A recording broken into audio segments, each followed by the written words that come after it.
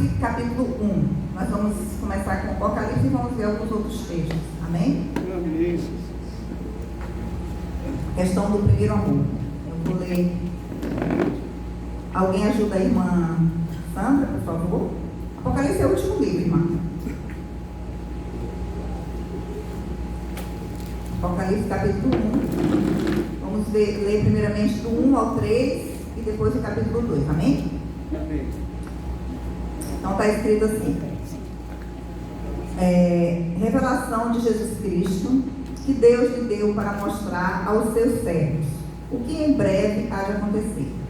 Ele enviou o seu anjo para torná-la conhecida ao seu servo João, que dá testemunho de tudo o que viu, isto é, a palavra de Deus e o testemunho de Jesus Cristo. Versículo 3. Feliz aquele que lê as palavras desta profecia, e felizes aqueles que ouvem e guardam o que nela está escrito, porque o tempo está próximo. Aleluia, Pai. Capítulo 2 do mesmo livro de Apocalipse, que o meu título está aqui: Carta à Igreja de Éfeso.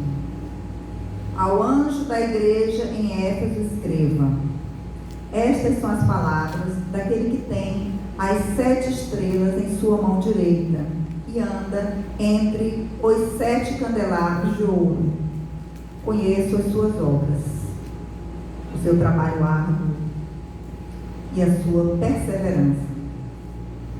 Sei que você não pode tolerar homens maus, que pôs à prova os que dizem ser apóstolos, mas não são, e descobriu que eles eram impostores. 3. Você tem perseverado e suportado sofrimentos por causa do meu nome e não tem desfalecido. 4. Contra você, porém, tenho isto: você abandonou o seu primeiro amor. Versículo 5. Lembre-se de onde caiu. Arrependa-se e pratique as obras que praticava no princípio. Se não se arrepender, virei a você e tirarei o seu candelabro do lugar dele. 6. Mas há uma coisa a seu favor: você odeia as práticas dos nicolaítas, como eu também as odeio.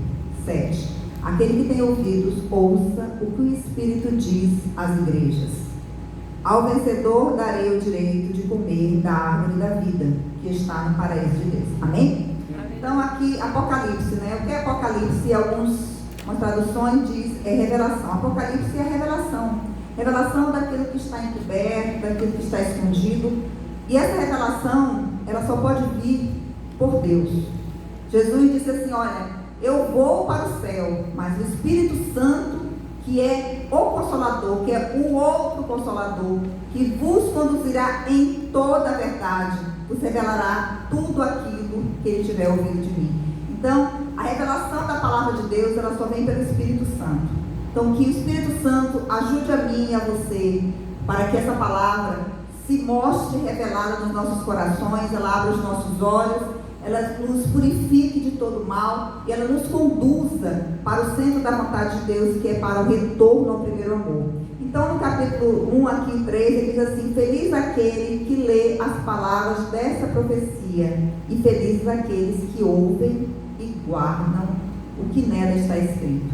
Então, a gente não tem que ser apenas ouvintes, a gente tem que ser ouvintes e praticantes. Quando ele diz guardar, quando a gente guarda, significa que ela é importante e que ela vai ficar guardada no nosso coração, e no momento de uma necessidade, no momento de uma situação tanto minha quanto de outra pessoa com quem eu convivo, essa palavra vai servir, ela vai servir de cura, vai servir de salvação, ela vai servir de orientação. Amém? Então, que a gente sempre lembre que a palavra de Deus, ela não é apenas um mantra.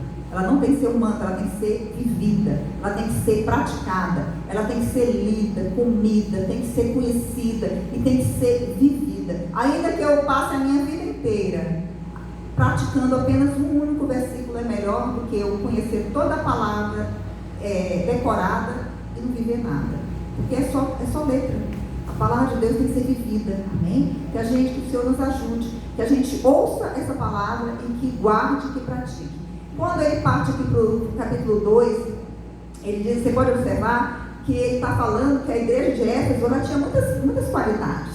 Ele diz, olha, conheça as suas obras. Era uma igreja praticante, era uma igreja ativa. Conheça as suas obras, seu trabalho árduo, ou seja, ela trabalhava, ela tinha atividade, ela estava fazendo o que era correto, ela não estava parada, e ela trabalhava arduamente, um trabalho sacrificoso. Conheça a sua perseverança, que ela não estava desistindo, ela estava firme.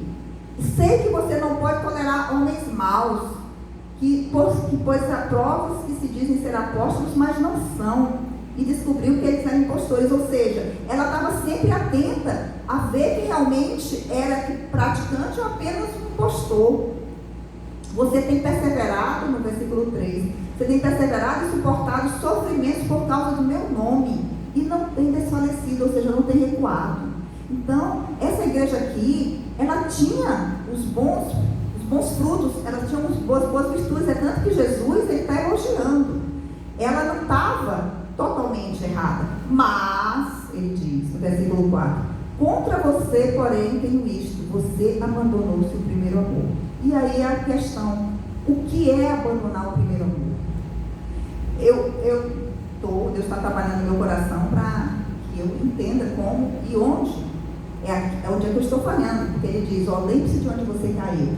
Mas uma coisa, a gente lembra, um exemplo, um casal novo, namorados ou maridos, né, querem estar juntos todo o tempo, querem agradar. Se a moça não cozinha, ela quer aprender a cozinhar. O rapaz procura sempre priorizar estar com a noiva ou com a esposa, e do mesmo jeito a mulher. Então, e como Cristo ele se compara a nós, né, ele diz que nós somos a noiva, do mesmo jeito, é o que eu entendo que é por aí, é quando a gente deixa o abandono no primeiro amor. Muitos de nós já são crentes já há alguns anos, e às vezes a gente começa a colocar as coisas de Deus na rotina, não se alegra mais com a palavra, já conheci, eu já ouvi essa palavra já inúmeras vezes, estou acostumado, já decorei, não tem novidade.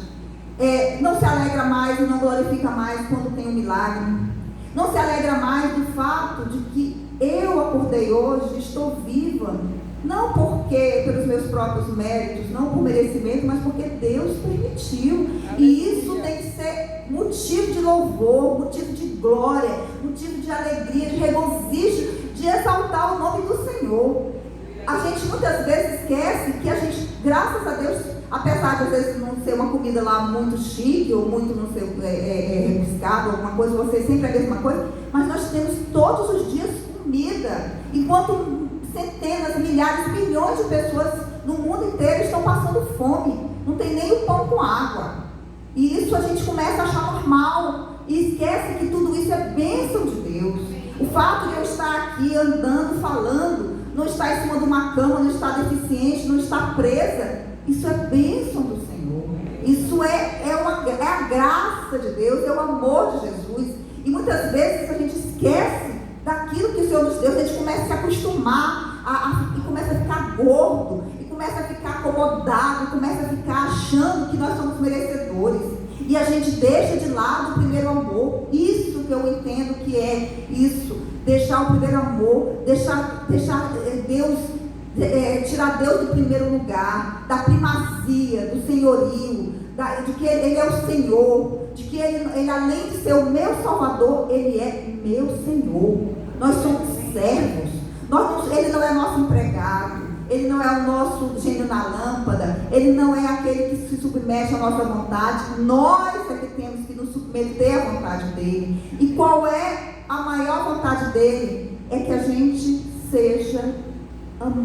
o ame como Ele deve ser amado, a gente o ame como primeiro, como aquele que é o Senhor, aquele que é o dono da minha vida, das minhas finanças, do meu trabalho, na minha família, em todas as coisas. Isso não quer dizer que eu vou relegar as outras coisas ao esquecimento. Não, eu vou continuar amando os meus filhos, o meu esposo, os meus pais, os meus familiares, e fazendo o que tem que fazer no mundo, mas sendo que Jesus tem que ser o primeiro. Outra coisa que Deus me leva a meditar a respeito, desde que Ele me deu essa palavra, é o fato de que, às vezes, a gente começa a fazer as coisas por obrigação. Eu vou ler a Bíblia porque eu tenho que ler, é porque eu tenho que estudar, vou orar porque eu tenho que orar. Não, gente, a gente tem que, o primeiro amor, a gente tem que ir para orar porque a gente quer estar com o nosso Deus, a gente tem que estar com Ele porque a gente quer viver com Ele, a gente quer ter a comunhão, a gente quer ter a presença dEle, a gente vai ler a sua palavra porque a gente quer aprender o que Ele quer nos ensinar, porque a gente quer aprender como Ele pensa, como Ele quer, como Ele gosta, aquilo que Ele prometeu, aquilo que desagrada a Ele. A gente quer entender como foi a história do povo de Israel, como Jesus veio e tudo, e as promessas. E isso daí a gente tem que colocar no nosso coração, com toda a nossa força. A gente tem que amar a Deus. Para que o primeiro amor, a gente voltar ao primeiro amor, tem que amar a Deus acima de todas as coisas, com toda a nossa força, com todo o nosso ser, com toda a nossa inteligência, com toda a nossa capacidade. Porque se assim a gente fizer, a gente volta ao primeiro amor. E aí, ele diz aqui, olha, que a gente abandonou. Se eu abandonei, tem uma forma de voltar. E ele diz, lembre-se de onde caiu. Então, que Deus me ajude, e no caso, se você estiver nessa mesma situação, que Ele ajude você também, para saber onde você caiu, onde eu caí, para que a gente volte ao primeiro amor, para que a gente volte a colocar Jesus como primeiro na minha vida, como aquele com quem eu tenho prazer de orar, com quem eu tenho prazer de ter comunhão, com quem eu tenho prazer de estar, com quem eu tenho prazer de estar nos cultos, porque aqui o culto não é para aplaudir a irmã Cláudia, nem aplaudir os irmãos que vêm louvar aqui, é para o louvor do Senhor. Aqui é para louvar a Deus, para a gente ouvir a palavra, para a gente glorificar a Jesus. Esse culto é de adoração a Jesus, como todos os outros. E por isso que é importante a gente voltar ao primeiro amor, que a gente tenha prazer de ter essa comunhão. Porque se eu não tenho prazer de ver os cultos, não tenho prazer de ver as orações, de participar das vigílias, significa que o amor de Deus não está no meu coração. Se eu não tenho amor pelo meu irmão, é porque eu não amo mais a Jesus. Se eu não amo mais a Jesus, consequentemente eu não amo o meu familiar, eu não amo o meu irmão. E assim vai com situações outras, vão cada vez mais agravando a nossa vida, que a gente, sem perceber, está morto pensando que está vivo. Pensa que está em pé, mas na verdade já caiu. Amém? E ele diz, arrependa-se e pratique as obras que praticava no princípio. Vamos voltar um pouquinho em Jeremias, no capítulo 2. Eu achei muito interessante porque o nosso irmão, ele fala sobre a questão da infidelidade de Israel, que muitas vezes nós estamos nessa mesma condição. Amém?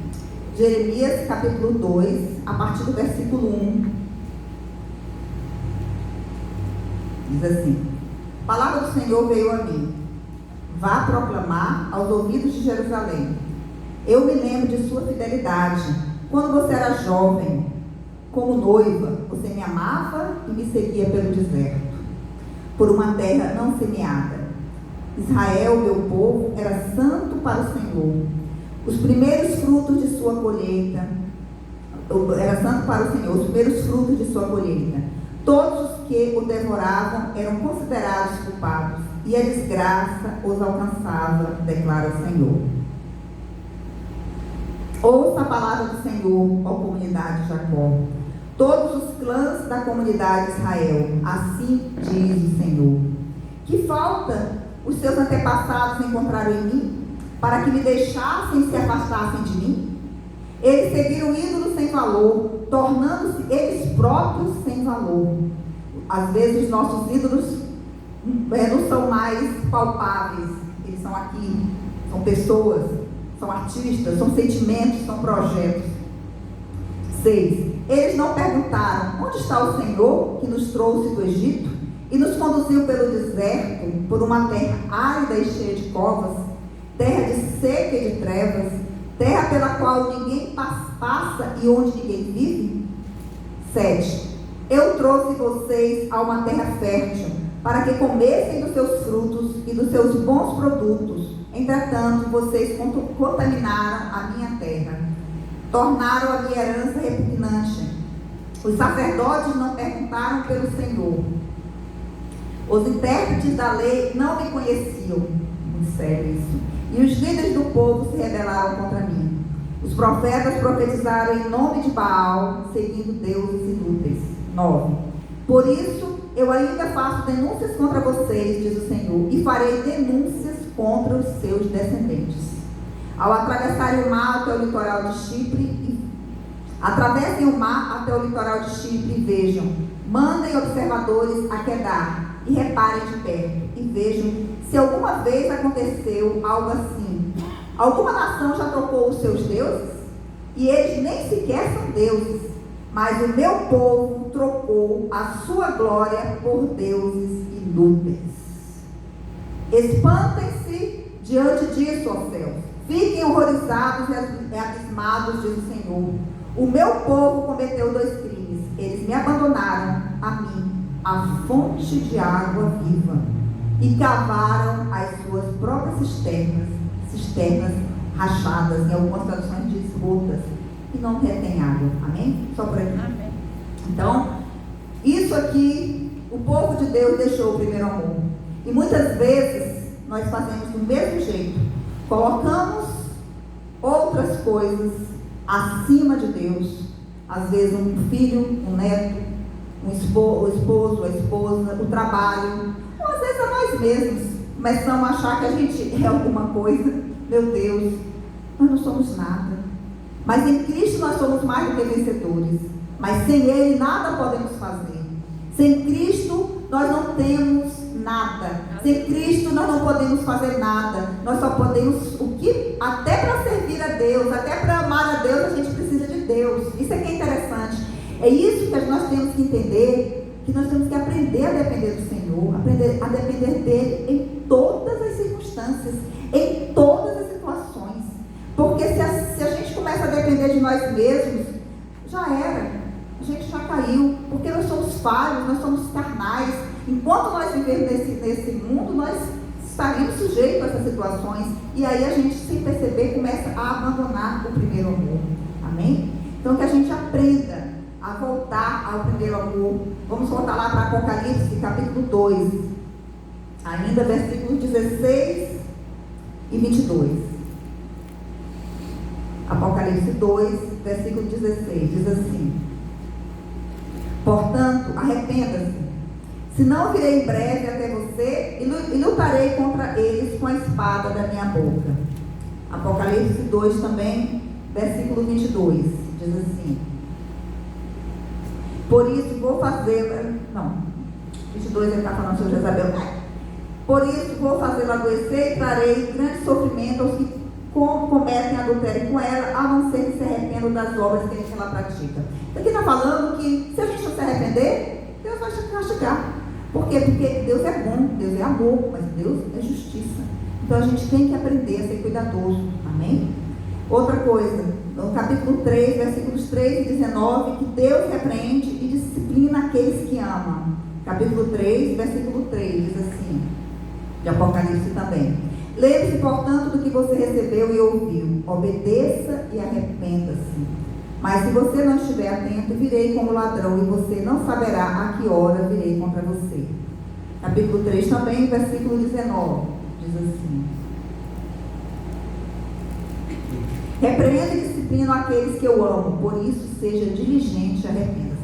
Então, todo o tempo, o Espírito de Deus, aqui em Apocalipse, está dizendo: olha, você abandonou o primeiro amor. Procure saber onde você caiu. E arrependa-se.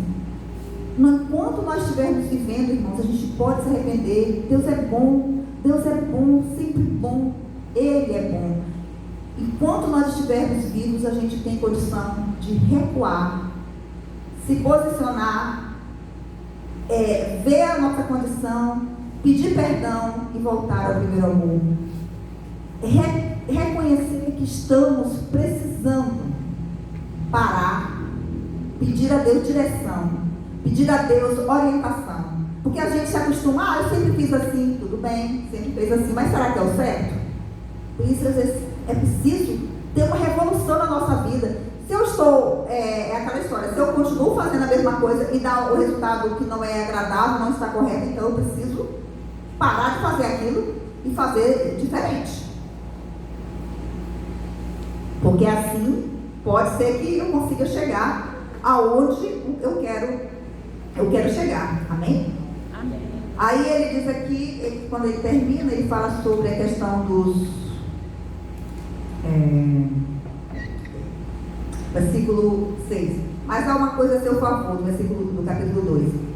Você odeia as práticas dos nicolaítas, como eu também as odeio. Só para saber que os nicolaítas, eles estimulavam que as pessoas praticassem a idolatria e o pecado por conta da liberdade em Cristo. Amém? E ele diz, olha, vocês estão em um ponto positivo. Então, irmãos, que nessa noite a gente medite a respeito. Eu não sei como é que está a vida espiritual de vocês, mas eu estou falando de mim. Que a gente volte a praticar as obras que praticávamos antes. Volte a colocar Jesus como o primeiro da nossa vida. Por quê? Qual é a vantagem? Tem vantagens? Aí ele diz aqui, a vantagem, aqui no versículo 7, ele diz, do 2. Aquele que tem ouvidos, ouça o que o Espírito diz às igrejas. Ao vencedor darei o direito de comer da árvore da vida. Você quer comer a árvore da vida? Eu quero. Amém. Você quer viver eternamente com Jesus? Eu quero. Você quer, quando partir desse corpo, ir para o céu? Eu quero. Então, vale a pena a gente rever a nossa condição. Independente dos anos de crente que temos, independente da nossa condição financeira, da nossa condição social, se é pastor, ou se é apenas um novo convertido, ou se ainda nem é convertido, mas é possível mudar de vida. É possível a gente voltar ao primeiro amor, a gente recuperar essa condição, mas é preciso que a gente entenda que tem que ter dois ingredientes. Um é a nossa decisão e outro é a ajuda de Deus, a palavra do Senhor.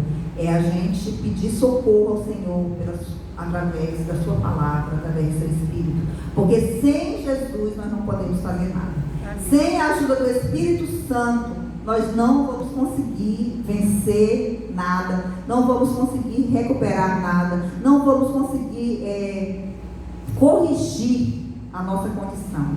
Amém? Então, se nós buscarmos a Ele com todo o nosso coração, com todo o nosso ser, com toda a nossa dedicação, como a gente faz para as outras coisas. Tenho certeza aqui que a maioria de nós é trabalhador, estudante, se dedica. Como a gente se dedica para o trabalho secular e para o estudo, que a gente aprenda a se dedicar para as coisas espirituais, irmãos. Porque quando ele diz, olha, o tempo está próximo, quando ele diz aqui no versículo 3 do 1, ele diz, olha, porque o tempo está próximo. Jesus, a irmã falou ali da questão que o tempo está abreviado, os cientistas confirmaram isso, e tem outros tantos sinais, a apostasia, a frieza, a maldade, né, o pecado, né, tudo e tantas outras coisas que Jesus disse que ia acontecer. O tempo está próximo. Pode ser que eu morra antes de Jesus voltar, mas não importa. Eu vou ter que prestar contas da minha vida, ou de uma forma ou de outra, você e eu vamos prestar contas. E o que é que nós vamos ter para entregar para Jesus? Qual a condição que nós vamos chegar lá, ou a condição que Ele vai nos encontrar? Amém? Por quê? Porque sem Cristo nada podemos. E Ele diz, olha, o benefício qual é? É que a gente vai comer do maná, comer da árvore da vida. A gente não vai, no capítulo 2, versículo 11, diz assim, que nós não vamos sofrer a segunda morte. Isso é maravilhoso. No final ele diz assim, ó, o vencedor de modo algum sofrerá a segunda morte. Meu Deus, então nós temos, e no versículo 17 do 2, ele diz, ao vencedor darei do maná escondido, também lhe darei uma pedra branca com um novo nome.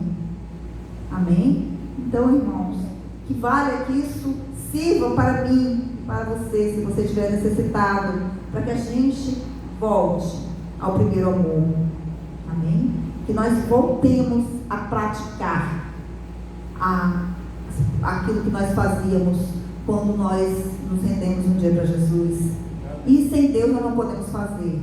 Que Deus nos oriente, que Deus nos guie, que Ele nos conduza, que a gente seja humilde, o suficientemente humilde para pedir a Deus o socorro dEle, Amém? Que o Senhor nos ajude, porque senão a gente acaba ficando apenas praticando obras mortas. Às vezes a gente está praticando a obra nossa, a obra da irmã Cláudia, que não é a obra de Jesus. Isso não tem vida, não faz diferença, não traz salvação, não traz mudanças. Amém? Obrigada pela oportunidade. Eu gostaria de orar. Vocês podem, se vocês puderem, ficar em pé. Amém, meu Deus? Oh Deus.